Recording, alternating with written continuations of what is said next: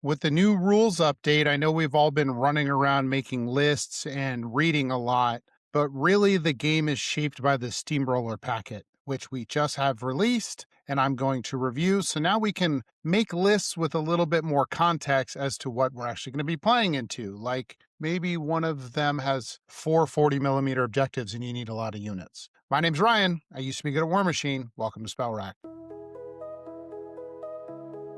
I'm excited to say that Steamroller 2026 is here, and we've got some exciting new scenarios to look forward to. One global change in the scenario packet is with a change to scenario terrain. So it says a player secures a piece of scenario terrain by having one or more leader models solos or two or more of any combination of other models. So it used to be that, scenario objective, you would just have two models towing into a forest or whatever it was, or within 3 inches of an objective.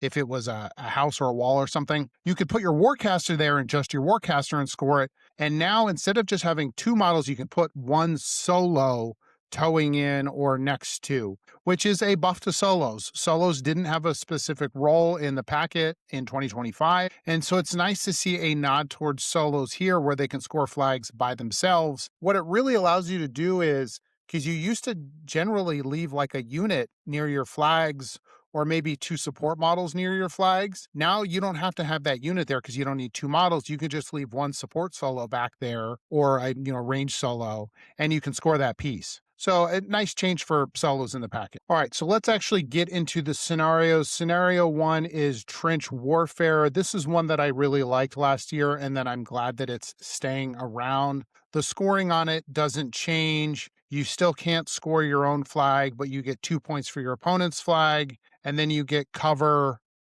for small and medium base warrior models within 3 inches of your friendly items. A great scenario. This is one that can score very quickly if you're not careful, so do be careful out there, everyone, because the 50s are very live, the caches are live, and if you can get something onto your opponent's flag, you could go up in points pretty darn quickly. The second scenario is two fronts. Again, a repeat of a scenario from last year, but the layout has changed significantly. The 50s on one side, the 50s on the other side, that's normal, but now they used to be linearly aligned, and now they're offset a little bit. So depending on whether you're going first or second, you're going to have your objectives closer to each other, but then also the objectives are off-center more. So this scenario is still going to push people to the edges because the objectives are still further out there. But in some cases, you're going to be able to come into the middle more, depending on which side you're on and which 40s and 50s you're trying to control. It also makes it harder for, say, the 40s to just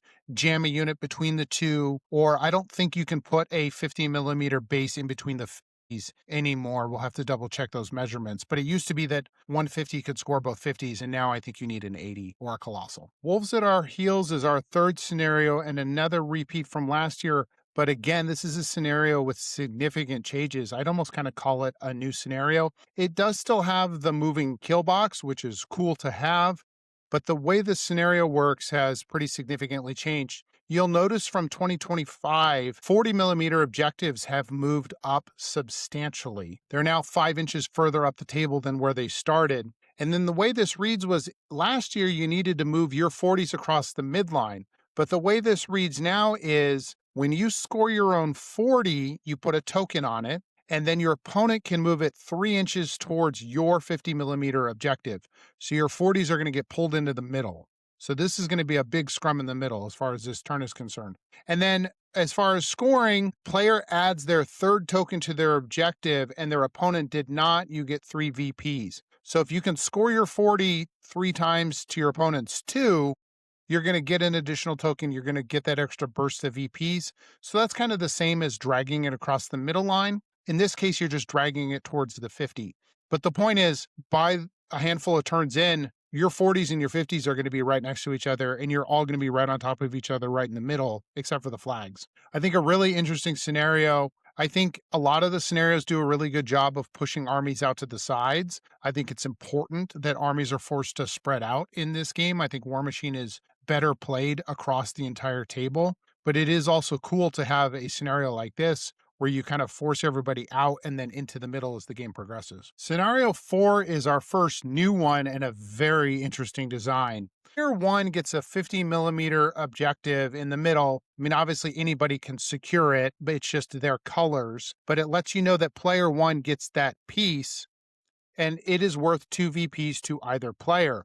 And then the rest of this is played with 4 flags that are controlled by the second player. And look at the way these distances are done. This flag is 20 inches from this side, so closer to player 2. And then these flags are 31 across. And so once you're moving the flags, expect everything to shift towards that second player. So the player that goes first has agency on the 50mm because they're going to go first. They're going to get there on the second turn easily. The second player, however, has additional agency with all of the flags. So I think this is going to be a really interesting scenario. How much does your army want to spread out? How much does it want to play towards the middle? How aggressive do you want to be? And do you want to take first or second? I think this one's got a really, really interesting design, and I'm very excited to see how this one turns out. The next scenario is another new one and a little bit more complicated. You're going to have a map set up like this. It's fairly simple. You just have a 50 in the middle and a couple of 40s and a couple of flags. However, you're going to add 5 countdown tokens to the 50mm objective and the 2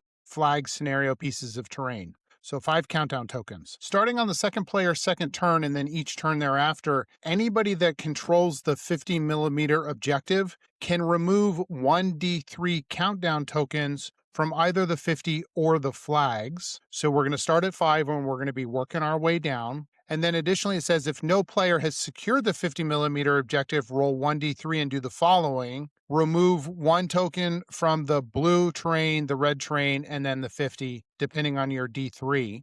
And then when an objective reaches 0 countdown tokens, models within the area terrain or within 3 inches of an impassable objective or the 50 suffer a POW 14 magic blast damage roll.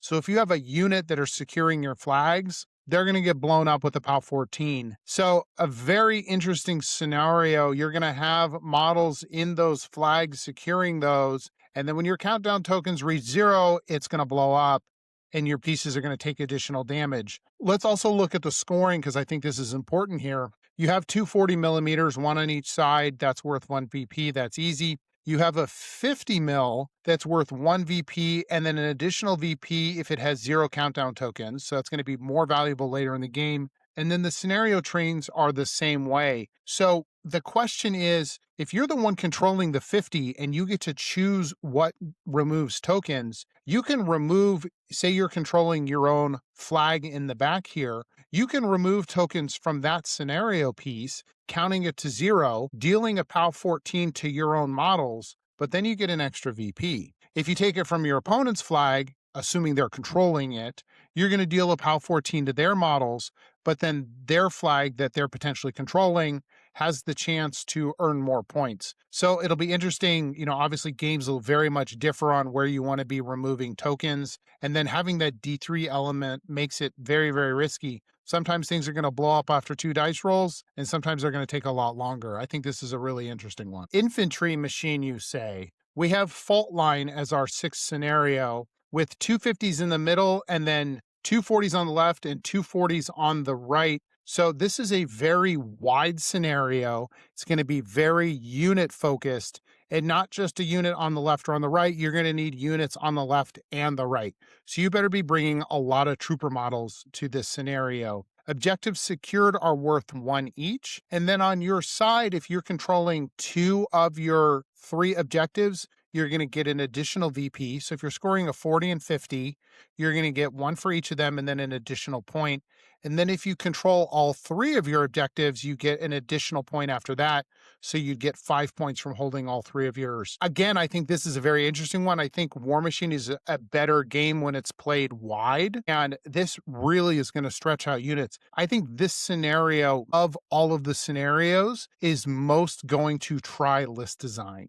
One of your lists will need lots of units. And the question is, do both of your lists have enough units that they can play into this scenario? Or if this scenario gets dropped at a tournament, do you get forced into one of your lists that has more infantry. And your opponent's going to be able to see that on your sheet and recognize, hey, they got to play their first list because that's the list with all the infantry. The second list only has 2 units of infantry.